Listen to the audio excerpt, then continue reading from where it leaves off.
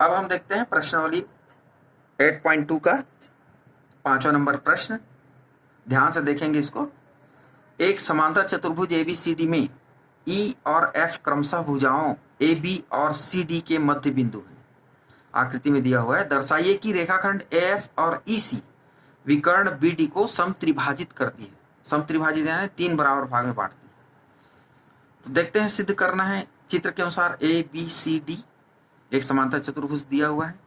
E A B का मध्य बिंदु है, एफ सी डी का मध्य बिंदु है। जब ए एफ और ई सी को मिलाएंगे तो पी और क्यू बिंदु पर काट रही है बी डी विकर्ण को। तो सिद्ध ये करना है कि डी पी बराबर पी क्यू बराबर क्यू बी, ये हमको सिद्ध करना है।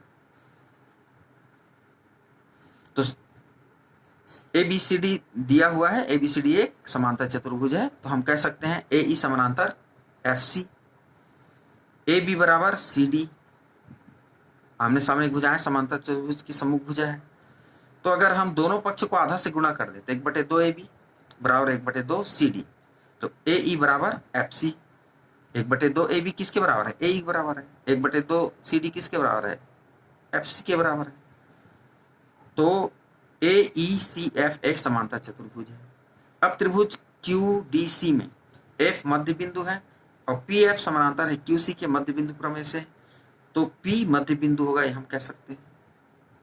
इसी तरह त्रिभुज ए पी बी में ई मध्य बिंदु है, ई क्यू समानांतर है ए पी के, तो क्यू मध्य बिंदु होगा मध्य बिंदु प्रमेय से।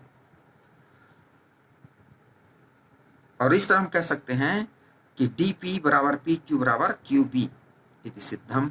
ये जो प्रश्न 5 जो दिया गया था। अब अंतिम प्रश्न देखते हैं, प्रश्न 6। प्रश्न 6, दर्शाइए कि किसी चतुर्भुज की सम्मुख भुजाओं के मध्य बिंदुओं को मिलाने वाले रेखाखंड के विकर्ण परस्पर समद्विभाजित करते हैं। विकर्ण समद्विभाजित करते हैं, किस केस में होता है विकर्ण समद्विभाजित? समांतर चतुर्भुज। तो इनडायरेक्ट इसको हमें समांतर चतुर्भुज सिद्ध करना है। ए बी सी डी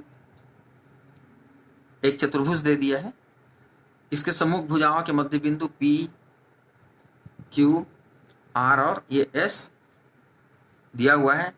तो सिद्ध करना है ओ पी बराबर ओ क्यू, ओ पी बराबर ओ क्यू और ओ आर बराबर ओ एस दिया है। ए बी सी डी एक चतुर्भुज। अब सिद्ध कैसे करेंगे इसको? उत्पत्ति के रूप में देखते हैं। रचना कर देंगे। ए को सी से मिलाया और ए सी विकर्ण प्राप्त किया।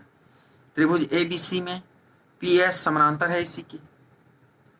त्रिभुज ए बी सी में ये पी एस समानांतर है ए सी के, तो मध्य बिंदु प्रमेय से क्या हो जाएगा? पी एस समानांतर लिख देंगे ए सी के और पी एस आधा है ए सी के, पी एस बराबर 1/2 ए सी। ठीक इसी तरह त्रिभुज ए डी सी में कह सकते हैं क्यू आर समानांतर है ए सी के और क्यू आर बराबर 1/2 ए सी। तो ये दोनों ए सी की आधा भी हैं और आपस में समानांतर हैं।